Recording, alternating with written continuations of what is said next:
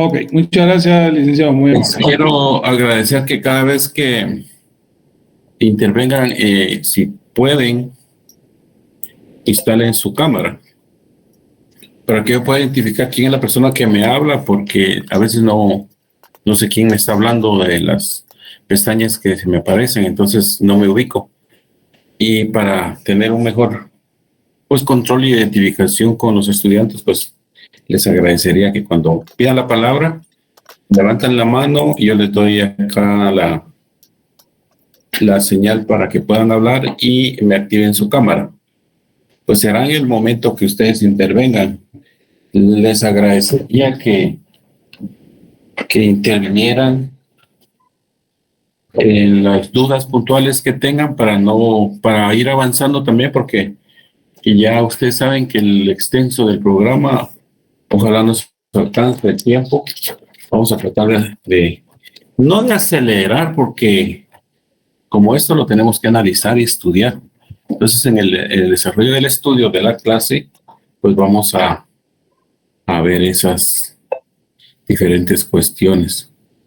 Ok, los que quieran comunicarse por chat, pues lo pueden hacer. Me escriben ahí, que tengo activado lo del chat para ver si puedo ir contestando las preguntas, aunque si se salen del tema no voy a contestar muy profundo, o voy a señalar que eso no va con el tema. Les agradecería que se concretaran en lo que específicamente estamos conociendo, basado en lo que ya vimos del programa. Bueno, el día de hoy, 8 de febrero del año 2023, su servidor Ronnie Elías López Jerez da inicio al curso de Derecho Penal 1, dentro del programa de estudios del área de Derecho Penal y Procesal Penal del Departamento de Derecho Penal y Procesal Penal tercer semestre, con el código 211.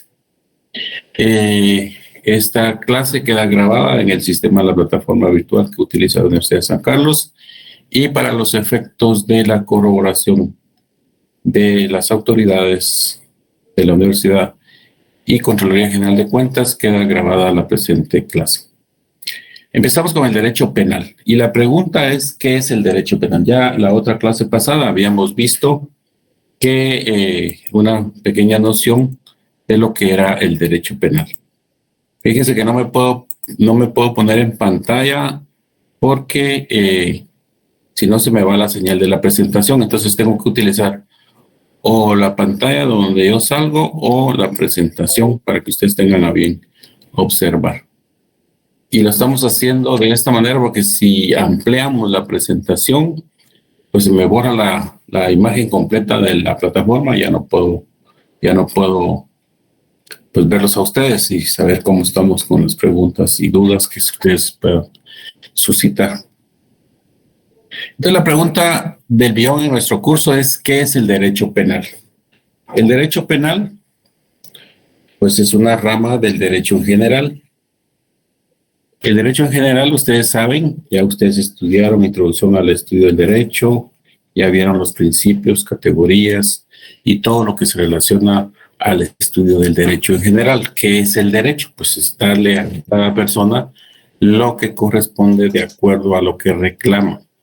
Si este es asistido por alguna autoridad en el cual le otorga los derechos o entran en un ámbito de conciliación. Entonces, el ámbito del derecho general es tan amplio y se particulariza en derecho privado y derecho público. ¿Por qué es público el derecho penal?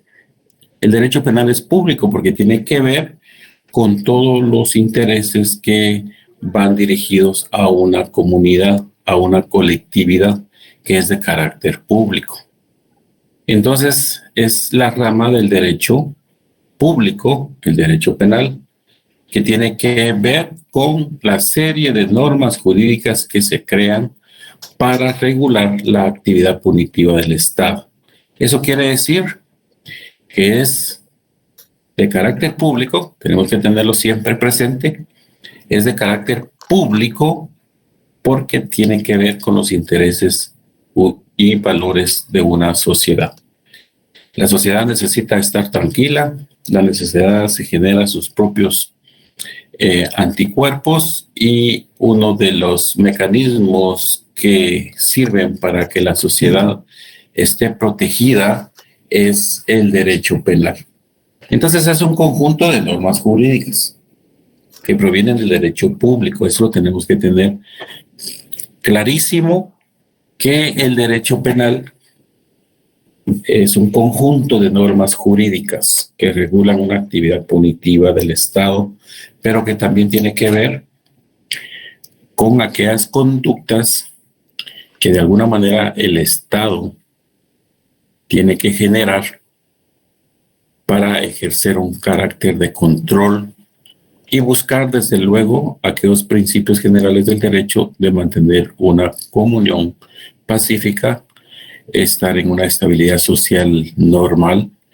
Ustedes saben que el ser humano por naturaleza misma tiende a pensar diferente unos de los otros. Si todos pensáramos lo mismo, estuviésemos como que fuéramos robots y todos pensamos de la misma manera y nos orientaríamos a hacer lo mismo todo el tiempo. Pero la diversidad de pensamientos, la diversidad de opiniones, la diversidad de puntos de vista generan que de alguna manera existan puntos de controversia entre los miembros de la sociedad. Esos puntos de controversia de alguna manera podrían generar algún conflicto. Y dentro de esos conflictos, pues son las conductas o comportamientos que asume el ser humano para reclamar lo que piensa, para reclamar lo que desea, para incurrir en alguna violación de alguna norma de conducta que se dé entre sí, entre los habitantes. Entonces, estas normas jurídicas son las que regulan esa actividad criminal, esa actividad punitiva del Estado. Y entonces surge, al conocer el derecho penal, surge el famoso ius puniendi. ¿Qué es el famoso ius puniendi? Es una terminología que está descrita en términos latinos, en términos de latín, el ius puniendi, que es prácticamente por qué el Estado tiene la facultad de crear normas jurídicas que castiguen a determinadas personas en una sociedad. ¿Por qué el Estado tiene la facultad de poder aplicar esas normas jurídicas? ¿Cuáles son las condiciones de por qué solo el Estado tiene la facultad de castigar? No hay otro ente en ningún otro estado, ni en otro país, ni en Guatemala, que se arrogue la facultad de castigar, como por ejemplo, poner una pena de prisión o poner una pena de multa o poner una pena de muerte. Es exclusivamente una facultad del Estado, y a eso es lo que le vamos a llamar el famoso ius puniendi. Este ius puniendi no solamente es esa la facultad que tiene el Estado, que por delegación soberana, por medio de la sociedad, se lo otorgaron al Estado, y el Estado es el que impone esa actividad punitiva. El Estado precisamente tiene esa facultad de crear normas jurídicas que regulan esa actividad criminal. Por eso se dice que el derecho penal es el derecho que regula las conductas, pero aquellas conductas dentro del marco de la generalidad de conductas sintetiza o resume algunas conductas que tienen que ser en razón de la protección de la sociedad misma, para no incurrir en esa tergiversación, en esa intranquilidad social, sino que al contrario, tener una paz, una tranquilidad en una sociedad para convivir de buena manera. Entonces, los seres humanos pensamos diferente. Y al pensar diferente, pues obviamente tenemos nuestros puntos de vista y opiniones diferentes, y eso hace que de alguna manera se genere un conflicto dentro de la sociedad, o varios conflictos. Esos conflictos están limitados por una regularización de conductas criminales, aquellas que cuando se hablan de conductas criminales están hablando que son merecedores de una pena, de un castigo. Entonces, para que tengamos claro qué es el jus puniendi, es aquella facultad que se le ha otorgado al Estado para crear normas jurídicas penales. Háblese del Congreso de la República, en la cual legislan esas normas jurídicas. Ahora ustedes se preguntarán, ¿por qué se criminalizan esas conductas? ¿De dónde salen esas conductas para poderlas regularizar y hacerlas de observancia general? Las mismas conductas implican una alteración a esa pacificidad que tiene la sociedad, a esa tranquilidad que tiene la sociedad, a esa paz que debe imperar. Cuando se altera la paz, hay intranquilidad social o hay terror social, pues el Estado se ve obligado a criminalizar esas conductas. En los años pasados, antes del año 2006, pues no existían las normas que se referían al tema de la delincuencia organizada. En el año 2005 no existían aquellas normas que se referían al tráfico ilegal de personas.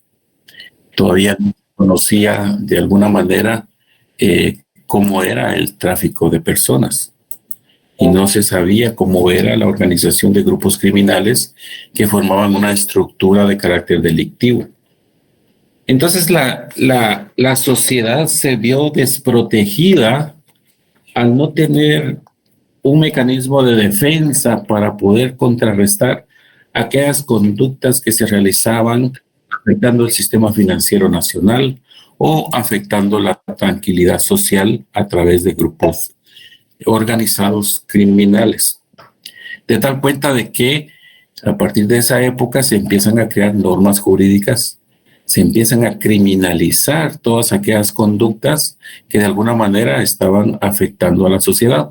Y ahí es donde precisamente surge el famoso jus puniendi del Estado, en el cual tiene esa facultad de crear las normas por medio de sus órganos correspondientes, en este caso el Congreso de la República.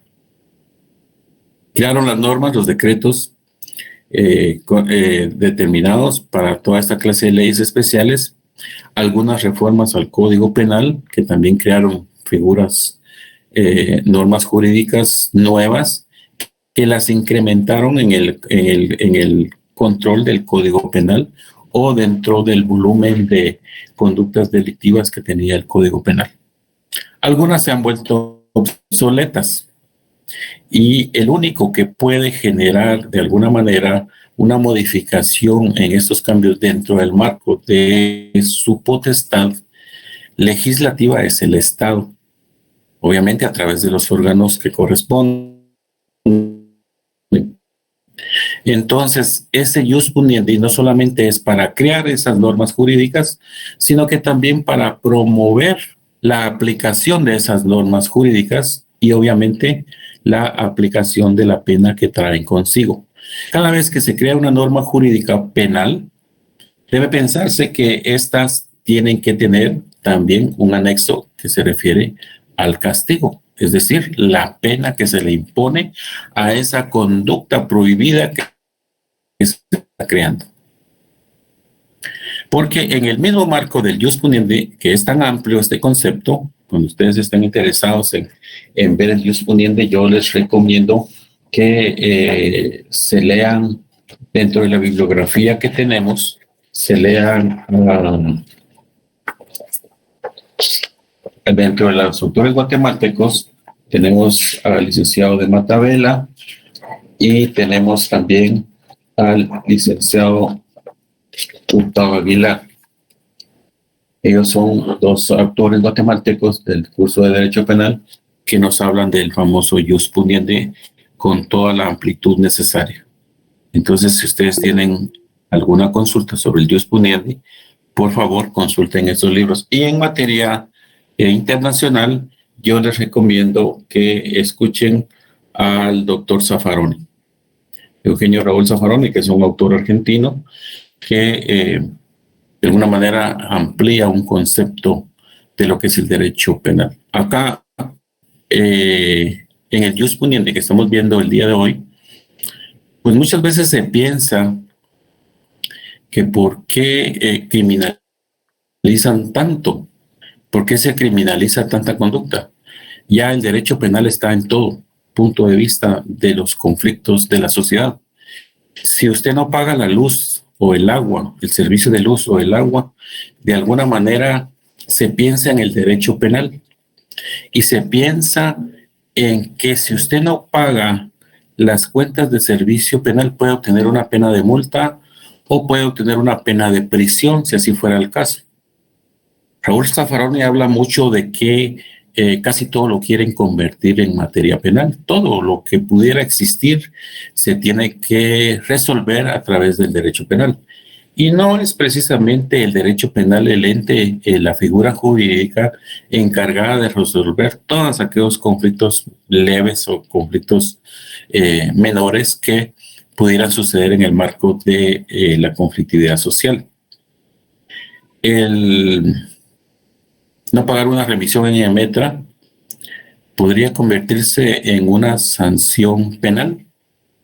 Hablamos de sanción penal porque ustedes saben que la pena en el ámbito penal trae consigo una pena de multa o una pena de prisión, que son los dos factores, y la extraordinaria, que es la pena de muerte, que eso pues está limitado actualmente en el derecho guatemalteco, derecho penal guatemalteco. Entonces, los principios generales del derecho penal regulan esa actividad del jus puniendi.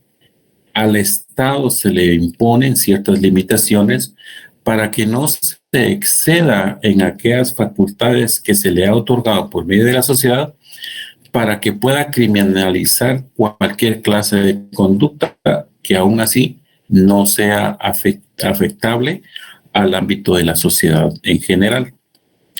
¿Qué quiere decir esto? Que si yo regulo dentro del marco del derecho penal que no pagar una remisión o una remisión de una falta laboral en una empresa, pues me van a castigar.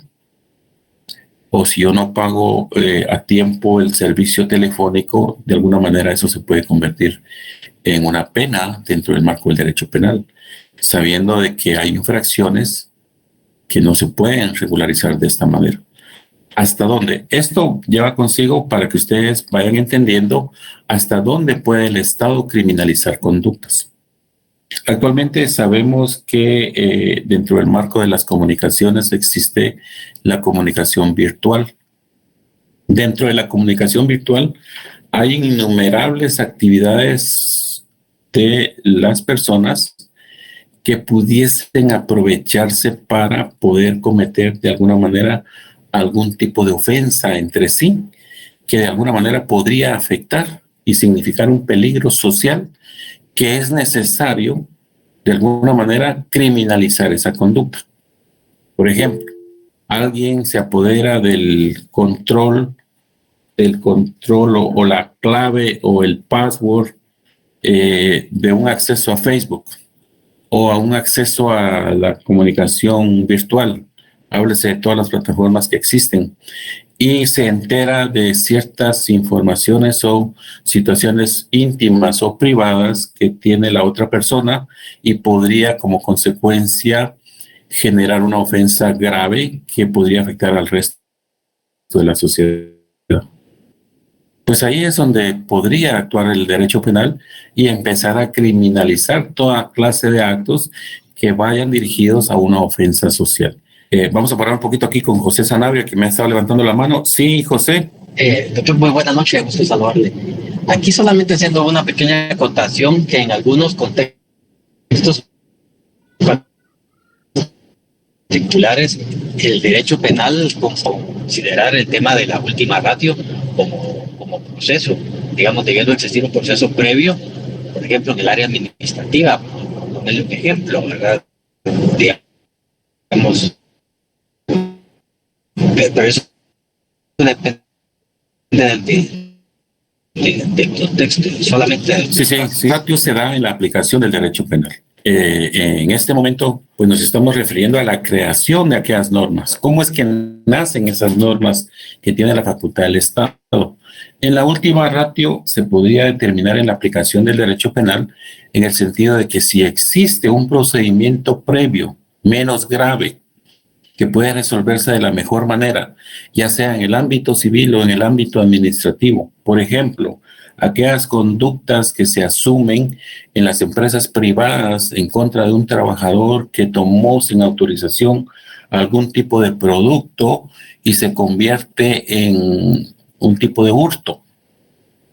Si hay dentro de la empresa un reglamento de trabajo o dentro del contrato de trabajo que establezca qué situaciones se pueden dar en el momento de que un trabajador tome sin autorización una caja de leche o tome sin autorización un equipo de repuestos de vehículos y se los lleva a su casa y es descubierto, si no está regulado dentro de un ámbito administrativo interno, pues entonces sí nos tendríamos que ir al ámbito penal. Ese es el tema de la última ratio, pero eso queda dentro del marco de la aplicación del derecho penal, de estas normas jurídicas que ya fueron creadas.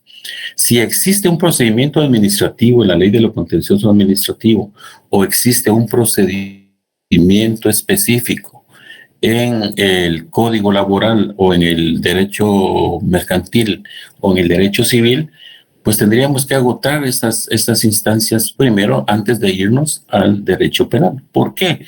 Porque el derecho penal es más drástico, es más fuerte, es un tanto más sancionador a una pena física que una pena administrativa.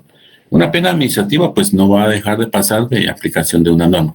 En el plano que estamos enfocándonos en este momento, pues es en el momento que el Estado va a contemplar crear normas jurídicas penales.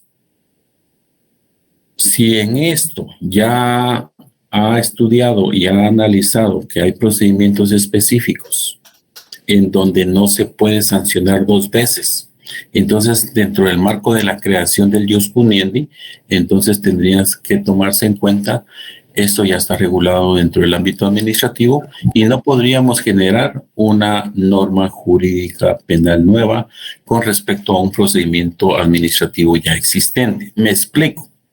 No se pueden sancionar doblemente a las personas por una condición administrativa y una condición penal. Ahí entra un principio del derecho en general que es el non bis in idem. Este non bis in idem es el que no permite que a usted le apliquen esas normas, porque todo recae al final de cuentas, si el Estado lo creó y ya están las normas ahí, pues la labor del abogado, lo que ustedes tienen que hacer como abogados, ya cuando ustedes estén en el ejercicio de su profesión, es hacer valer y decirle al juez, señor juez, fíjese que en esta conducta que se le está imputando a mi cliente, pues hay un procedimiento administrativo previo que está regulado en la ley de lo contencioso administrativo. Hay un procedimiento previo que está regulado en el Código Laboral. Hay un procedimiento indistintamente que dentro del marco del Pacto Colectivo de Condiciones de Trabajo en una empresa se reguló esta circunstancia y se le dio salida cuando ocurriesen esta clase de eventos. Si no lo existe y es lo último que tenemos que adoptar, pues ahí entra el concepto de la última ratio. Es decir, la última posibilidad para esclarecer el conflicto y obviamente deducir las responsabilidades para aquellas personas que se vieron implicadas en estas conductas. Así es de que yo le agradezco mucho la también, que la vamos a ir viendo en el desarrollo del curso. Bueno, sí, José Sanabria. Solo una última intervención.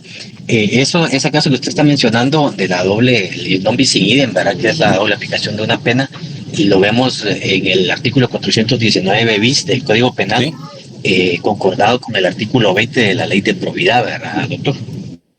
Exactamente. El artículo 4 de la Ley del Organismo Judicial también habla de los actos nulos, cuando en alguna manera pues se incurre en la aplicación de una norma que no está definida como tal y que se tiene que establecer previamente a través de un procedimiento.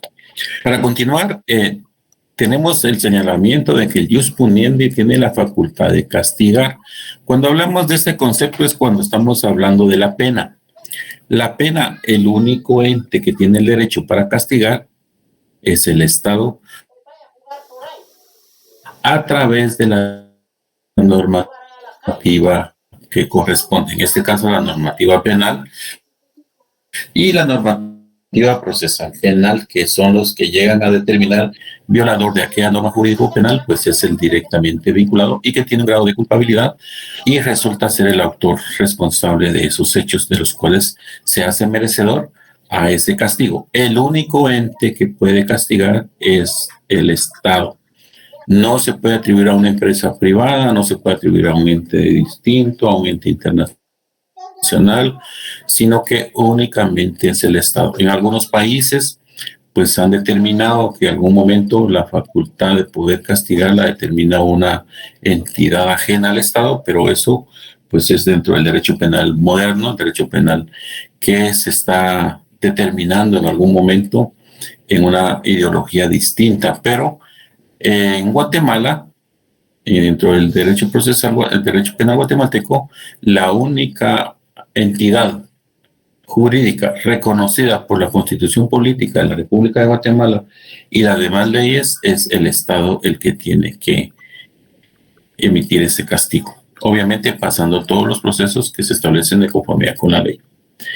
El derecho penal es la rama del derecho más antigua.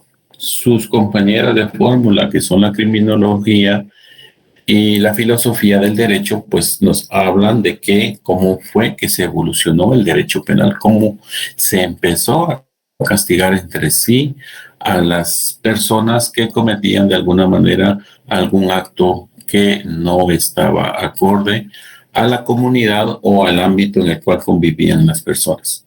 Más adelante vamos a ver pues cómo se evoluciona el derecho penal a través de la historia y cómo fue llegando hasta la época en la cual nos encontramos, que podríamos hablar de un derecho objetivo, un derecho penal que tiene todas sus implicaciones y que básicamente se ajusta a la ponderación de las faltas o el comportamiento que ha generado una persona para hacerse acreedor a una sanción.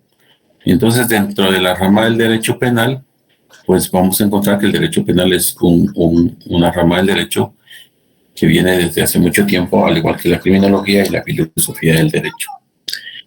¿Qué es lo que asegura el derecho penal? Pues asegura aquellos valores fundamentales de una sociedad. ¿Y cuáles son esos valores fundamentales de la sociedad? Eso los tenemos descritos en el Código Penal. El Código Penal, a través de la parte especial del Código, nos habla de los determinados valores. Les hablaba la otra vez que el derecho penal, el Código Penal, se divide en 3 libros. Y de los 3 libros tenemos los títulos y los capítulos. En cada título nos da ese valor que nos habla acá en la definición teórica. ¿Cuáles son los valores más importantes que tiene la sociedad? ¿Cuáles son los valores fundamentales que tiene una sociedad? Que utiliza al derecho penal como un instrumento para poder proteger esos valores. La sociedad se ve afectada en algún momento porque se ofenden esos valores, se violentan esos valores. Entonces, el Código Penal, a través del derecho penal, pues ha instituido esa protección de los valores. Y en su clasificación, ustedes se pueden dar cuenta que los valores del derecho penal, en el derecho penal que sirven para proteger a la sociedad, se establece en primer lugar la vida de las personas.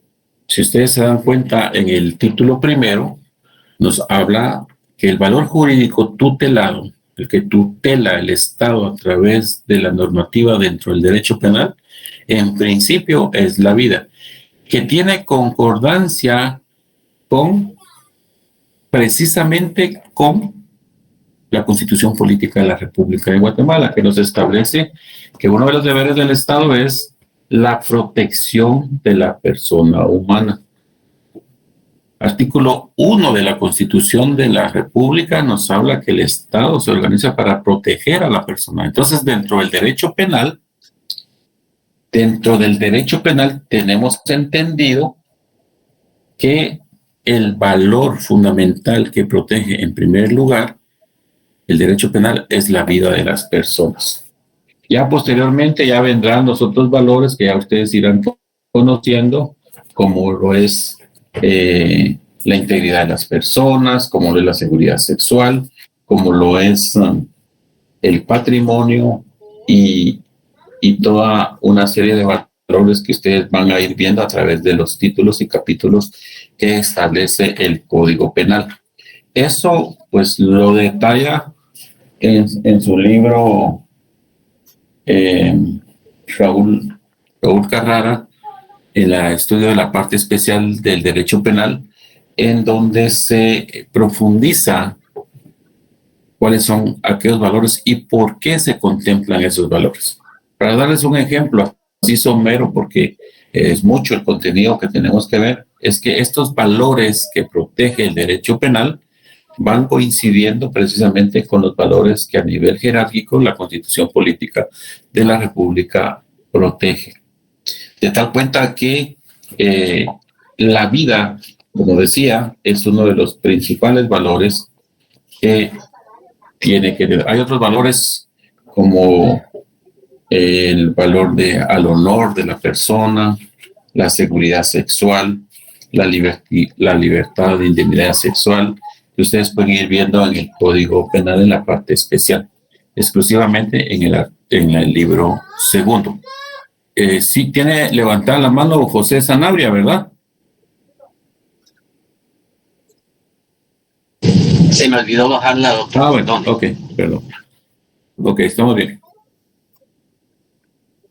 Entonces, estos valores quedan plasmados en nuestra parte especial del derecho penal, en donde se identifican. Por ejemplo, el patrimonio es uno de los valores de las personas, de la sociedad misma, que una persona que roba, extorsiona o hurta o se apodera de algún bien sin autorización o tiene la obligación de entregarlo, como la apropiación y retención indebida, pues de alguna manera estos valores han sido contemplados porque no solamente afectan a la sociedad, sino que es necesario que a través del derecho penal como un instrumento idóneo, pues se protejan. Y precisamente por ello es que se han generado una serie de tipos penales dentro de este valor que van a proteger el patrimonio de las personas.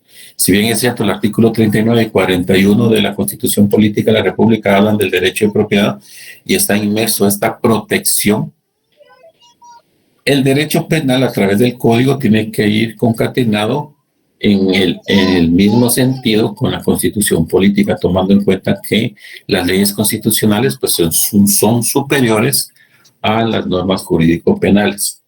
En este caso, pues todos somos el famoso erga omnes que tenemos de nuestras propiedades. Usted tiene su casa, tiene su vehículo, tiene su ropa, tiene sus zapatos, háblese de todas sus pertenencias, tiene su celular, tiene su billetera, y en ningún momento le agradaría a usted que un tercero, una persona que usted no conoce, pues se apodere de esas sus pertenencias. Entonces, eso es un valor que no solamente está inmerso dentro de la persona humana, inherente a la persona humana, sino que también es un valor que constituye la indemnidad de esa propiedad para la sociedad. Alguien que roba, especialmente utilizando mecanismos de violencia, pues no solamente afecta a la persona agraviada, sino que también va a afectar a la sociedad, y por eso es de que se les da prioridad a todos esos valores fundamentales que el derecho penal debe de asegurar. Dicho esto, pues el objetivo principal del derecho penal descansa, como ya bien lo dijimos, para mantener la convivencia humana y pacífica, la buena convivencia. Qué bonito sería que toda la sociedad viviéramos en paz o estuviésemos en un ambiente amigable, un ambiente de felicidad, que ese es el espíritu y el deseo que en una concepción filosófica la Constitución de la República lo establece. Sin embargo, pues hay diferentes conflictos y ante esos conflictos pues hay un mecanismo de defensa que tenemos que identificar, observar, reconocer y obligarnos a cumplirlo. Por eso les decía en un principio que la Constitución Política en el artículo 5 nos habla de que podemos hacer todo lo que la ley no nos prohíba. El Código Penal es la excepción. El Código Penal explica qué es lo que usted indica, qué es lo que usted no debe de hacer. Entonces, tenemos que el Código Penal es el instrumento que dentro del marco del Estado, tomando en consideración el poder potestativo, la potestad que tiene el Estado para poder regular estas conductas, pues advierte a la sociedad que no se deben de cometer estas conductas. Entonces, cuando hay un daño ocasionado, pues resulta una consecuencia jurídica que es el daño castigado, es decir, la imposición de la pena, que es precisamente ese sentimiento natural de la culpa y en la búsqueda de una justicia. Cuando a usted le roban su billetera, le roban su celular, esa ofensa particular que usted siente, no digamos en esa clase de delitos, sino que digámoslo, pensemos en un homicidio, en un asesinato, pues qué es lo que se requiere cuando se sabe, especialmente nosotros como estudiantes de Derecho, cuando se sabe que existen normas jurídicas que precisamente regulan esa clase de conductas como prohibidas y que tienen una sanción. Entonces, el ámbito de la justicia es lo que debe de aplicarse o debe de realizarse. Inmediatamente de que una persona ha violado alguna norma jurídico-penal en cualquiera de sus dimensiones o en cualquiera de sus características o circunstancias, podemos ir por optar a la salida adecuada, que es el ámbito de la justicia. No vamos a caer pues en la época de la venganza privada, que regularmente ahí sí quisiera yo escuchar algunas opiniones. Si ustedes creen que en la época de la venganza privada, pues si a mí me hacían un daño, pues yo tomaba por mi cuenta mi justicia y a mi modo, pues yo lo podía resolver. ¿Y cómo lo podía resolver? Pues aplicándole un castigo merecido o inmerecido a la persona que de alguna manera me agredió o me ofendió. Si actualmente, en la época en la cual vivimos, con el desarrollo intelectual que ha tenido como ciencia el derecho penal, pues es una pregunta de criterio, ustedes que son estudiantes de derecho, si hasta el momento podríamos observar si existe una conducta de venganza privada. Y esto pues se dio precisamente al inicio de la creación del derecho penal, cuando surgieron los primeros resabios del derecho penal, y cómo era que las mismas personas optaban por adoptar una venganza privada, los tabúes que se manejaban consigo en contra de las violaciones más graves y los daños que se provocaban, cómo era que existía ese derecho penal y que no era recriminado de alguna manera por un ente estatal, sino que era la misma persona. Por eso se habla de venganza privada en aquella época, de cómo era de que se tomaban esas venganzas y cómo esas acciones que contrarrestaban y si era proporcional el castigo que se le imponía a la ofensa que se había provocado. Dari Villagrán quiere hablarme, le escuchamos. Buenas noches, licenciado. Solo le quería comentar que hace un par de semanas leí una noticia que sucedió en México en cuanto a un señor que iba transitando por la calle en su vehículo y pues una niña se le cruzó y la atropelló y finalmente pues la niña murió. La persona que atropelló a esta niña era vecino de la mamá de la niña. Entonces, según se supo, pues el señor también tenía una niña más o menos de la edad de la niña que atropelló. La cuestión está en que la mamá decidió secuestrar a la niña y posteriormente secuestró al señor, ¿verdad? El señor relató que durante él estuvo en cautiverio, o sea, desaparecido. Esta señora le estaba dando carne y él no sabía de quién era o de qué era esa carne porque le parecía extraña. Cuando pues dieron al final del caso, ¿verdad? La persona había asesinado a la niña y le estaba dando la carne de la niña al papá. Y la señora argumentó que ella había asesinado a esa niña porque a ella también le habían quitado a su hija y que era una forma de venganza. Ahora bien, si esto hubiera sucedido en Guatemala, creo que todavía existiría cierta venganza, ¿verdad? Porque la señora tomó la justicia por sus propias manos. Entonces, creo que todavía existe este tipo de forma como para reparar un daño que le hacen, ¿verdad? Ok, excelente la intervención. Vamos a escuchar a Jorge Morales para otro punto de vista.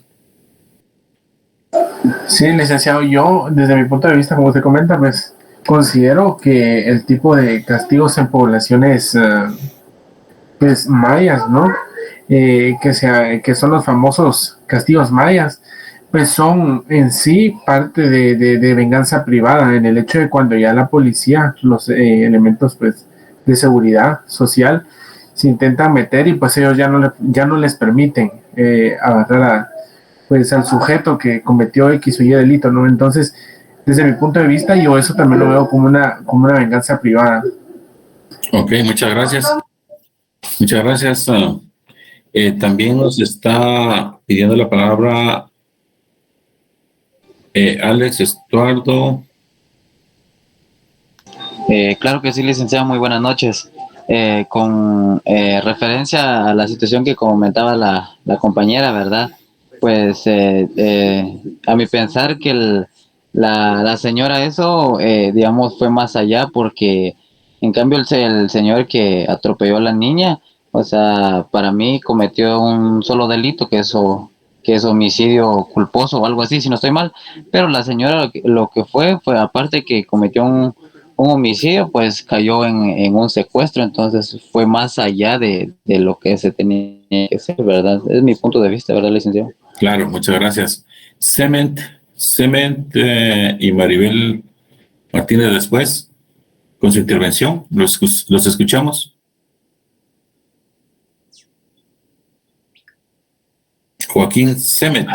Que no le van a decir. Sí, prometemos que no le decimos. No.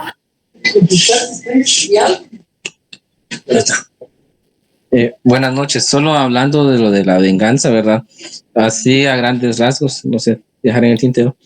Hay una película denominada, si no estoy mal, El Mercader de Venecia. El punto al que quiero llegar es de que aquí, ¿verdad? Una persona no le pagó a un judío en cierta fecha que habían acordado y se quedó de que si no le iba a pagar, le iba a quitar 1 libra de carne, de su carne, ¿verdad? A esta persona que le prestó. El día llegó y la situación llegó desde que el judío estaba obsesionado con que le iba a quitar 1 libra de carne. Y aquí viene algo muy particular. Entran 2 mujeres que se disfrazan de jueces, o así en ese entonces, y dicen, está bien, usted tiene razón, y tiene que cumplir eso porque es algo que se quedó tratado y pactado. Pero tiene que quitarle cabal la libra, ni una más ni una menos, pero también que no le vaya a quitar ni una gota de sangre, porque en el contrato no estaba estipulado esto. Es decir, no sé, espero que tenga algo que ver, ¿verdad? Lo que voy es de que, hablando de la venganza, ¿verdad? De que ya no era el Estado, sino la persona en un contrato, pues le iba a quitar una libra de carne, ¿verdad? Pero que le dijeron las que iban a deliberar, está bien, tiene razón, sí, pero que no se pase más ni menos. Sin embargo, no estaba contemplado que le iba a tocar ni siquiera una gota de sangre. Ahí deja, no sé, ¿verdad? El judío pues se quedó como que no pudo hacerlo, ¿verdad? Solamente. Ok, muchas gracias, Joaquín. Gracias por la intervención. Escuchamos a, no sé quién era la que seguía, Maribel, algo como decía que había ido. Maribel Martínez, sí. Adelante, Maribel. Gracias, licenciado. Buenas noches, compañeros. Realmente mi comentario era enfocado en que sí lo hemos vivido y lo vivimos en Guatemala. Ahora, últimamente yo me imagino que es por ya el cansancio de las personas y el aumento de la delincuencia con estos linchamientos que se han dado, ¿verdad? Y que la gente toma la justicia por sus manos. Y el problema con esto muchas gracias. Es eso. Dayana Tot Fajardo también quería hablar. Sí, licenciado, buenas noches. Yo quería opinar con respecto al ejemplo que estaba dando la compañera de México. El accidente, o sea, sucedió un accidente, o sea, no fue premeditado. En cambio, lo que hizo la señora, sí, ella lo pensó, lo premeditó y lo hizo, o sea, accionó. Entonces era junto con va con lo de la mano, con lo que usted mencionaba en la diapositiva, ¿verdad? Que se comete un delito más grave, porque no solo está el delito del asesinato, sino que también de que le dio de comer la misma carne, ¿verdad? Y no es como un accidente, o sea, ella lo hizo. Solamente, licenciado, gracias. De ese tema todavía hay una película en Netflix relacionado a ese tema, de que sí pasó en hechos reales. ¿Y quién me habla? Disculpe.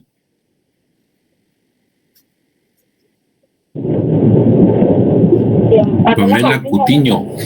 Buenas noches, licenciado, mucho gusto. Yo quisiera saber, en este caso, por ejemplo, cuando, bueno, obviamente se comete... Pamela Cutiño, adelante. Hola, ¿me escucha? Hola.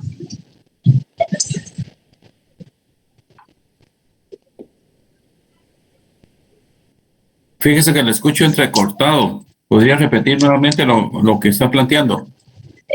Más bien es consulta, con relación a este tema del asesinato, por ejemplo, cuando es premeditado y no, ¿verdad? En este caso, por ejemplo, de México, que menciona la compañera, obviamente variaría el tipo de condena en cantidad de años o cómo se aplica en este caso.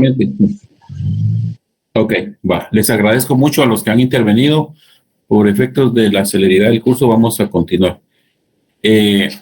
Aquí es donde ustedes se pueden ir formando en el curso de Derecho Penal en el tercer semestre, pues todos los acontecimientos que ustedes se dan cuenta y que les llama la atención, pues dar su opinión o les llama la atención observar que no es lo correcto. Definitivamente, así fue como empezó el derecho penal. Si nos ubicamos en nuestro estudio, la primera época que se tuvo dentro del derecho penal, después de tanta época que ha sucedido posteriormente, es que anteriormente era la venganza privada. Y la pregunta alrededor de ello que yo les hacía era que qué pensaban ustedes si actualmente todavía pueda existir la venganza privada. ¿Qué ocurre con aquellas personas que de alguna manera se enfocan en ese tema o que buscan tomar una venganza por su cuenta? Desde el punto de vista legal, desde el punto de vista jurídico, se están excluyendo totalmente de la normativa. Porque, si bien es cierto, estudiamos el jus puniendi y ustedes saben que la única persona jurídica que puede ejercer el castigo sobre algún miembro de la sociedad es el Estado por medio del jus puniendi y sus instituciones que para el efecto existen. Si nos salimos del tema de la venganza, nos salimos del tema de la legalidad y adoptamos el tema de la venganza privada, obviamente no solamente estamos cometiendo 1, 2 o más delitos, como el caso que planteó la compañera del tema que salió publicado en México, que fuera un hecho culposo. Aquí hay que conocer en principio a qué se refiere un hecho culposo. Es decir, si la niña falleció, pues un hecho culposo por un accidente de tránsito, no se puede identificar el conocimiento y la voluntad que tenía el sujeto activo para poder tener la intención claramente de darle muerte a la niña. Indistintamente a ello, la conducta que adopta la madre de la niña en que le quita la vida a la otra niña, hija del agresor o del responsable de la muerte de la otra niña, pues está fuera de contexto legal. Y eso es lo que tenemos que identificar. Nosotros como estudiantes de Derecho y abogados que vamos a hacer en lo sucesivo, pues tenemos que hacer las recomendaciones y aportar las asesorías a nuestros clientes de que si alguien llega a su oficina jurídica y le dice, mire, señor licenciado, señor abogado, fíjese que fulano de tal mató a mi hermano y entonces yo ahora lo que quiero es matarlo a él y quiero que usted me defienda, que no voy a tener problemas. Eso desde ningún punto de vista es aceptable, porque usted como abogado va a intervenir para solucionar el conflicto dentro de la vía jurídica. Jamás el abogado se va a prestar para dar ánimo, participar o coparticipar o ser coautor de los hechos en razón de una venganza privada, porque se sale del contexto legal. Y aquí es donde nos tenemos que ubicar claramente. Por eso es necesario que estudiemos la historia del derecho penal, así como la historia de todos los cursos que ustedes llevan en su materia correspondiente, porque en materia penal es eminentemente delicado que un abogado se preste a animar a un su cliente para que adopte medidas que vayan orientadas a una venganza privada. Hay muchos que se prestan para decir, no tenga pena, usted hágalo y vamos a ver cómo sale después y lo vamos a defender. Eso es totalmente salido de todo contexto dentro del ámbito jurídico. Entonces es bueno conocer las razones por las cuales en su origen, en los ancestros pasados que se conocieron en el derecho penal, pues se daba esta venganza, pero era porque no se tenía el estudio completo de ciencia como tal del derecho penal. Era porque la gente pues adoptaba las medidas de autodefensa por su propia cuenta y quería retribuirse el daño sin pensar que estaban causando un daño social. En el estudio del derecho que nosotros tenemos acá dentro del primer curso de derecho penal, pues nos enseña a que tenemos que ir orientados a que el derecho penal al inicio surgió, pero existió una evolución como tal que vino a derogar o a sustituir o a cambiar todos estos mecanismos que se utilizaban. En la época de la venganza privada, pues existían los famosos tabúes que se manejaban consigo a una violación más grave en el daño provocado. Es exactamente lo que la compañerita está diciendo. Sí, Jocelyn.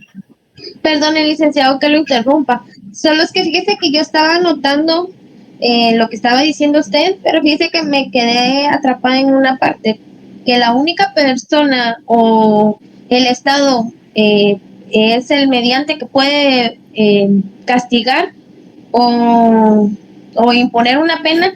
¿Quiénes son? Es el Estado. ¿Solamente el Estado? A través de las instituciones correspondientes. Ah, ok. Háblese Muchas gracias, licenciado. Mire, para la creación es el organismo legislativo el que crea ya lo habíamos dicho.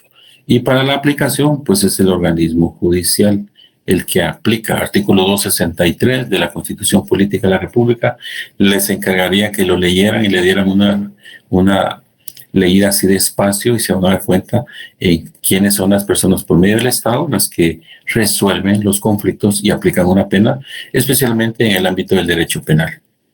Entonces aquí se daba en la venganza privada que cuando se le ocasionaba un daño a un miembro de una familia, era la familia la que respondía y empezaban los ataques en contra de las otras familias. En algunos casos se daban por medio de los clanes comunitarios.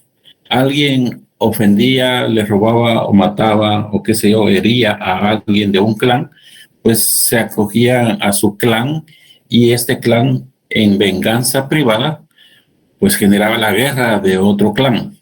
Fíjense cómo se ha ido complicando en la evolución de la venganza privada, que antes era de persona a persona, posteriormente se convirtió por medio de las comunidades, hasta que llegó a determinar el compañero que mencionó los linchamientos en Guatemala, que es una característica especial que tenemos nosotros acá en Guatemala, diferente a todo el mundo, es que nos salimos de la legalidad.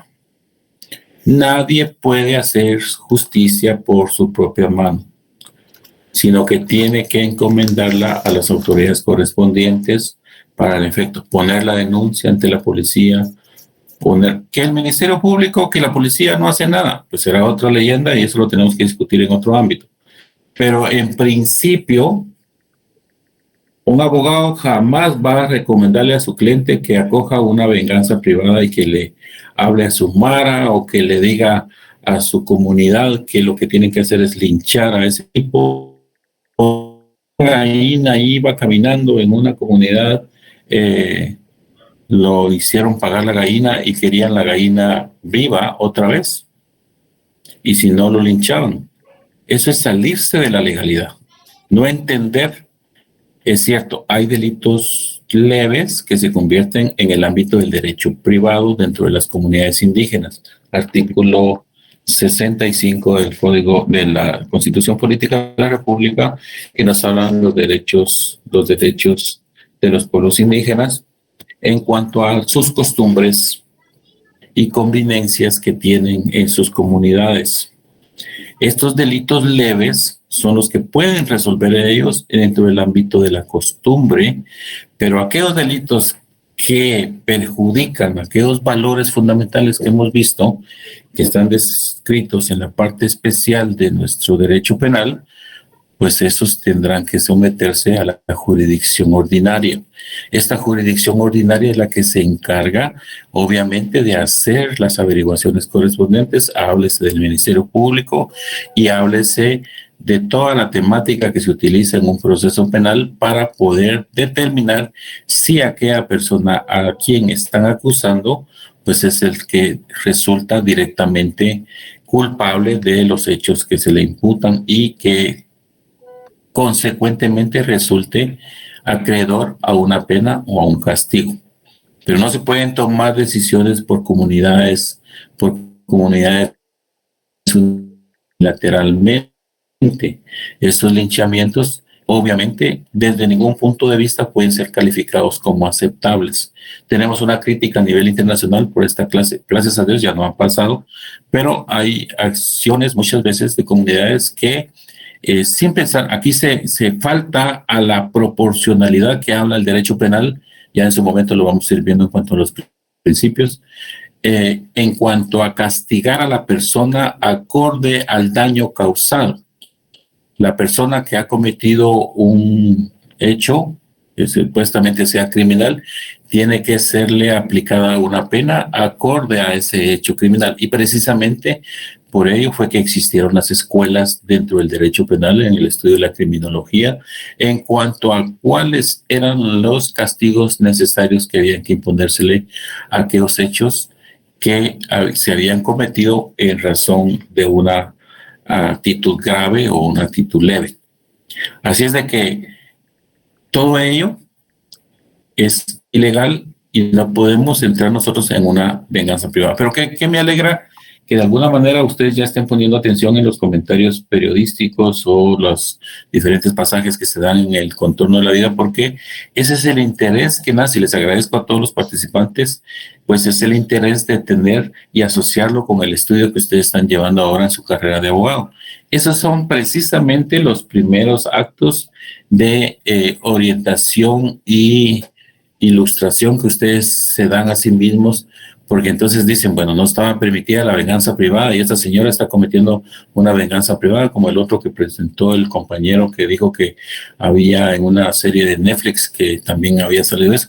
Excelente, porque lo asociamos a nuestra legislación y no podemos incurrir en esa clase de eventos, especialmente como hombres y mujeres de derecho. Tenemos que puntualizar en aquellas cosas que tienen que regirse. ¿Cómo solucionan los conflictos los abogados? Pues llevándolos a las instancias correspondientes. Que hay una serie de inconvenientes y problemas y una serie, pero la ley establece de que es el Estado el que tiene que resolver esos conflictos. Es el Estado el que toma por sí mismo el tema del castigo retributivo.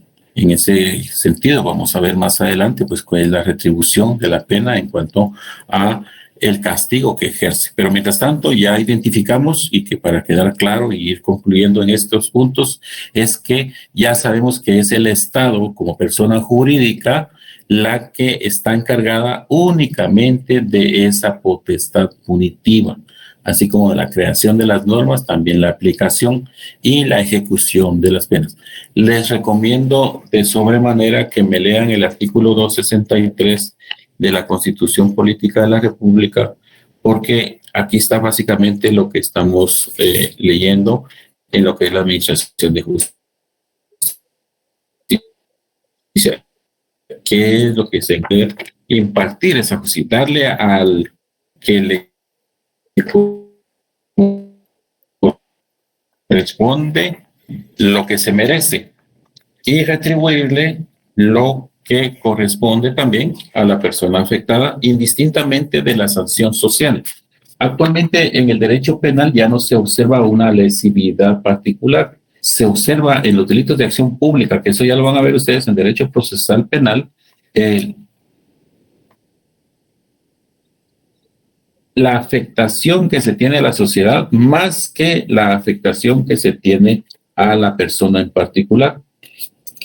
Entonces, es necesario que de alguna manera ustedes observen de que es el Estado el único que tiene el derecho de castigar. Eso es como principio fundamental. Bueno, pasando a otro punto, vamos a hablar un poco de la costumbre. Vamos a ver, Pamela Cutiño y Joaquín Semet me están levantando la mano, y una persona más que todavía no aparece su nombre. Me dicen, les agradecería que si fuéramos breves porque ya no tenemos mucho tiempo. Perdón, Lick, solo se quedó levantada mi mano. Ah, bueno. Entonces, Joaquín también solo tiene levantar la mano. Sí, perdón, solo algo breve, ¿verdad? Aquí en la diapositiva que mostró decía aspectos mágicos. En partes de la costa hay algo muy particular, es de que hay personas de que como que le hacen daño, ya sea físico o psicológico, acuden a los famosos espiritistas. Exacto. Y hacerle daño físico más que todo, ¿verdad? Entrando lo que aquí dice, ¿verdad? De la venganza, del ojo por ojo, diente por diente, como él me hizo tal cosa, yo le hago tal cosa, pero acudo ya no a algo, ir yo físicamente a agredirle, sino que ir con un espiritista para que le haga los famosos trabajos, ¿verdad? Claro, para dañarlo, ¿verdad? Así era como se sometía a la venganza privada en aquella época, donde no existía un derecho penal como ciencia. Todavía no existía ese derecho penal ya analizado, ya estudiado y discernido, que pudiera aplicar una pena como corresponde o que tratara las conductas tal y como cual había sido estructurado, sino que se daban en una serie de provisiones que estaban sometidas entre sí, entre las mismas comunidades, y muchos de esos aspectos yo lo apunto acá en un resumen de que eran aspectos mágicos, lo que aquí normalmente le decimos como brujería, o se basaban en concepciones eminentemente religiosas. cuya consecuencia traía al violar el ser y la ofensa. A nuestro tiempo todavía siguen practicando estos en parte de la costa, no sé en otros lados. Claro, claro, en Guatemala se da, es un mundo mágico de todo lo que se puede dar, cuando no se puede hacerle daño a una persona dentro del punto de vista legal o porque no, pues acuden a esa magia negra, cosas así que ustedes más que nadie, pues muchos conocerán todo lo que sucede en Guatemala desde el punto de vista para hacer el daño o tener una venganza. Entonces se daba ese aspecto, en términos generales, pues podríamos decir, o conceptos religiosos que también se daban. Bueno, entonces las costumbres, pues esto de la venganza privada se generó en una costumbre.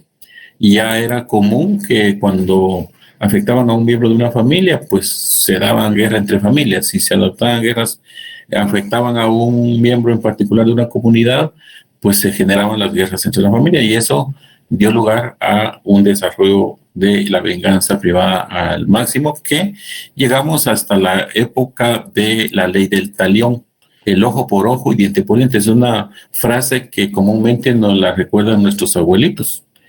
Si ustedes hablan con una persona de avanzada edad, háblese de unos 70, 80 años, les van a decir, pues a mí me gustaría que regresáramos a la época del ojo por ojo y diente por diente. ¿Qué significaba eso? Pues significaba que si se mataba a alguna persona, pues lo que se merecía era la muerte. Si se robaba, pues lo que establecía el código de Hammurabi era que de alguna manera le cortaran la mano. Y son las costumbres que se fueron evolucionando a través del tiempo en el desarrollo del derecho penal de la forma como se podía castigar.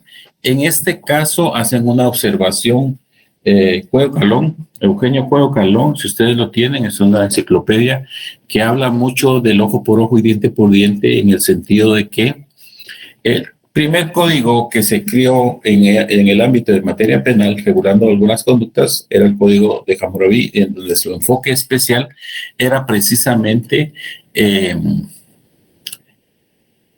pagar con el daño causado.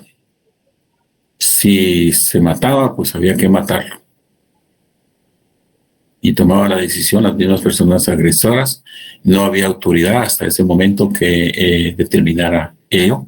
E incluso en su evolución de esta época, que se desarrolló mucho en la época de Moisés, que es precisamente la ley de las 12 tablas, que son están relacionadas con los mandamientos, y que la Biblia habla del ojo por ojo y diente por diente, que el que mata. Que cuando ustedes saben que la ley mosaica, pues en el momento que Dios le otorga los 10 mandamientos a Moisés, pues no solamente trae consigo el no matarás, no hurtarás, no codiciarás y todos los 10 mandamientos que se rezan en la iglesia, pues traían consigo una serie de normas de carácter privado y de carácter público. Si ustedes leen Génesis, Éxodo, Levítico, Números y Deuteronomio, que son los primeros 5 libros de la Biblia del Pentateuco, nos habla del desarrollo inmenso del derecho en materia privada y en materia pública.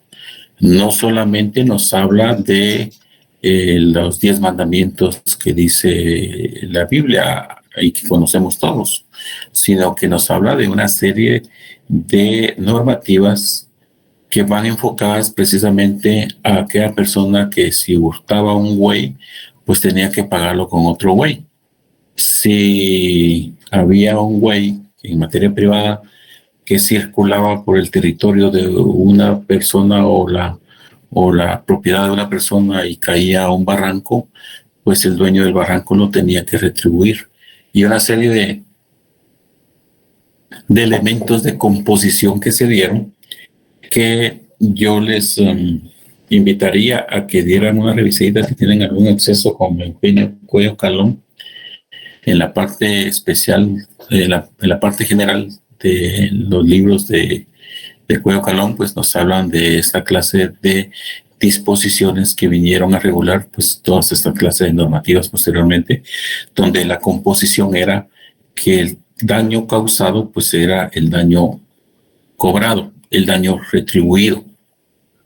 Y en la ley mosaica pues se habla de todo eso y hubo una fórmula de compensación que era el del pago. Alguien que mataba en algún momento, pues si pagaba, pues ya no lo castigaban. Entonces hubo una especie de como de arreglo interno entre los agresores y ofendidos que permitía que de alguna manera pues la comunidad continuara con la paz y la tranquilidad que en algún momento todo se volvió pecuniario y posteriormente pues eso fue reemplazado a través de la evolución del derecho penal. Someramente estoy tocando esto porque no son puntos que nos vamos a profundizar tanto porque tenemos mucho que ver especialmente con la teoría del delito. Pero en síntesis, pues eso es lo que hablaban estos códigos y la enunciación. ¿Qué dice aquí? Permítame, voy a leer los chats porque no le he puesto atención aquí a los chats y quiero ver. Vamos a ver, aquí está. Y como todo lo corrimos a hacer, los jueces debían pertenecer únicamente a la tribu de Leví. Esos eran los sacerdotes, eso lo habla la Biblia, en cuanto que los sacerdotes eran los únicos que podían disponer. ¿Cómo se llama el libro que mencionó ahorita el autor, por favor? Eugenio Cuello Calón, es una enciclopedia. No les voy a decir que compren la enciclopedia porque yo tardé 2 años comprándola y la tuve que pagar por abonos. Pero es muy interesante. Si lo pueden conseguir en alguna biblioteca y que a ustedes les interese este tema, era lo que yo les decía, que hay figuras que a algunos les llama la atención, a otros no, y que ustedes de alguna manera podrían ir a consultar esas bibliografías e interesarse en el tema y profundizar para poder tener una noción básica de lo que es el tema. Diego Alejandro Montúfar y Jorge Morales me han levantado la mano. Vamos a ver, Diego. Disculpen que hoy no les di la cara porque si no se me borra la presentación, entonces ya no puedo ver la presentación. Diego Alejandro Montúfar, o ya no. Estamos a 10 minutos de terminar el curso. Si les agradezco o pasamos a otro punto. Algo importante acá en el reemplazo de la pena por el pago económico era que el que pagaba pues renunciaba a la venganza. Estábamos en el ámbito de la venganza. Y para finalizar vamos a ver esta última diapositiva y seguimos, solo 5 nos van a alcanzar a ver el derecho penal desde el derecho romano. Ustedes ya leyeron de alguna manera en sus primeros semestres pues el derecho romano y nos habla de las 12 tablas de los crímenes privados y los crímenes políticos, los crímenes públicos, perdón. Entonces, sí, Daniel Rodas. Lick, solo una pregunta. Entonces, en materia de derecho penal, se puede decir que las fuentes más antiguas que se tienen conocimiento serían la ley de las 12 tablas, la literatura bíblica, y se me olvidó la otra fuente que tenía. Sí, ustedes pueden profundizar eso. Los invito a que si ustedes tienen interés en el Código de Hammurabi, que lo consulten. Es interesante lectura del Código Hammurabi, ahí están descritas todas las temas de composición que se dieron en aquella época. Y las leyes mosaicas, pues todo lo que determinó por parte de las disposiciones de los 10 mandamientos y todo lo que generó. Diego Alejandro Montúfar. Sí, Diego.